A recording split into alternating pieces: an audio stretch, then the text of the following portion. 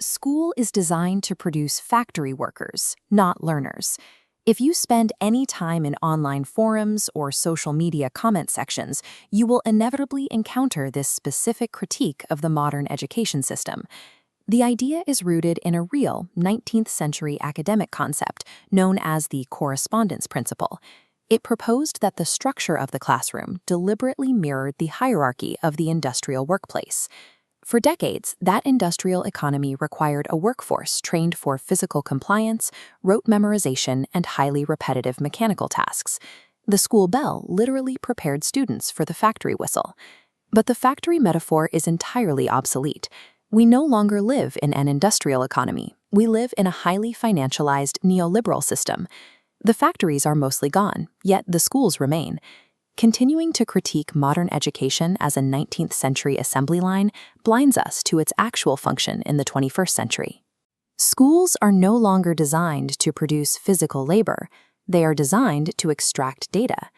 To decode how this financialized school system actually operates, we have to look at the work of education researcher Eric Ruiz Bybee.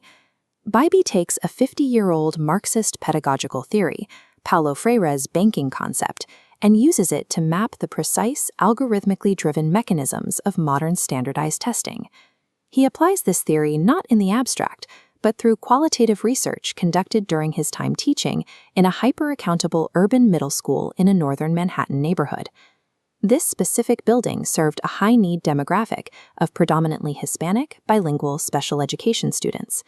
It was an environment defined by an intense, almost daily barrage of state-mandated testing requirements. High-pressure environments like this serve as ground zero for observing how the banking mechanism strips away the traditional purpose of public education and replaces it with something entirely different. This diagram illustrates Freire's original 1970 banking concept. It maps a rigid, vertical relationship between the educator and the learner. In this model, the teacher possesses total authority and absolute knowledge. The student is treated as an ignorant, passive vessel, positioned below to simply receive the information. The success metric here is silence and compliance. The more meekly the student allows their mental vault to accept these deposits, the better they are judged to be. Freire identified this as a form of objectification. Treating a human mind as a mere storage container strips the student of their agency, their critical thinking, and their humanity.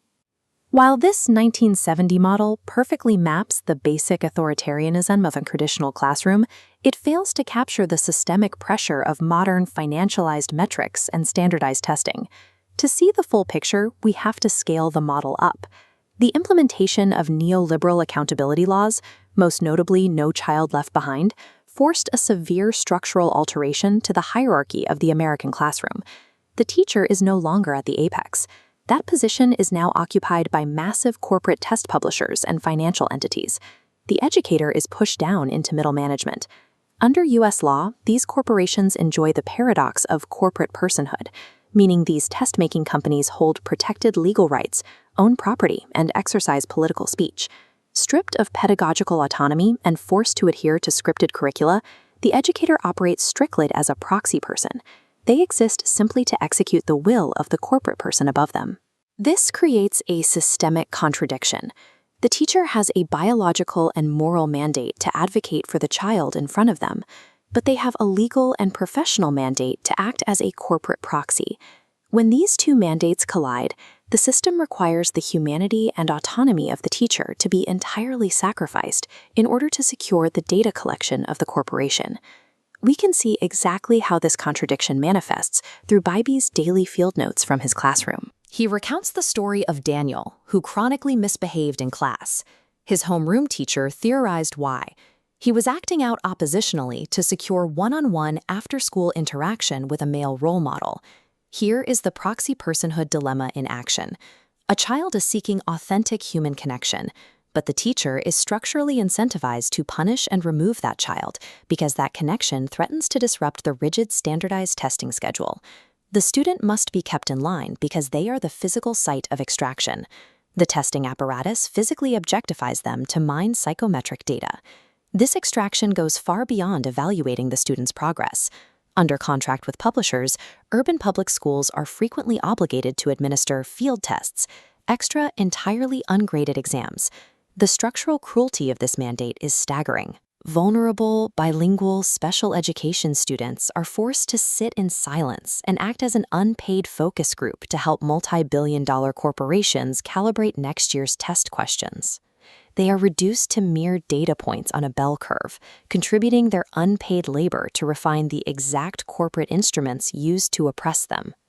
The standardized banking model operates as a logic of violation, a structural assault on the identities of students that values the data they produce over the lives they live. Bybee witnessed this during a high-stakes state exam when an 8th grade student moved away from a desk filled with rotting garbage and buzzle flies. The student didn't move to protect his health or his dignity. He moved purely because the flies were distracting him from completing the test. The receptacle had been so thoroughly trained that the physical environment was invisible compared to the high-stakes metric. This requirement for absolute, unthinking compliance creates a dangerous overlap with the carceral system. When a student stops functioning as a data mining site, the banking model shifts from passive depositing to active policing. In Bybee School, a 13-year-old student who had been bullied brought a wine bottle opener to class for protection. Because its tiny blade was slightly over a zero-tolerance limit, he was arrested by the NYPD inside the school building and jailed overnight. This is the end state of the model, the total dehumanization of the object. Marginalized children are physically prepared for incarceration through a system that enforces zero tolerance on a child's mistake, while the corporate banks that drive this very system are deemed too important to fail. But the oppressive reality inside the school building is only part of the story.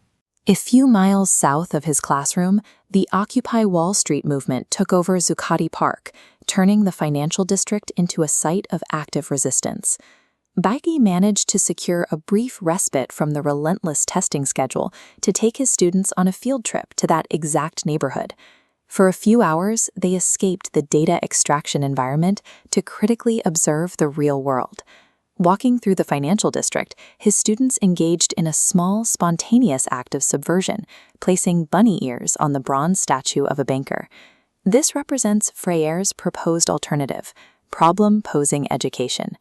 It is a framework that shatters the vertical hierarchy, replacing it with a horizontal dialogue where teachers and students analyze, question, and transform their shared reality together.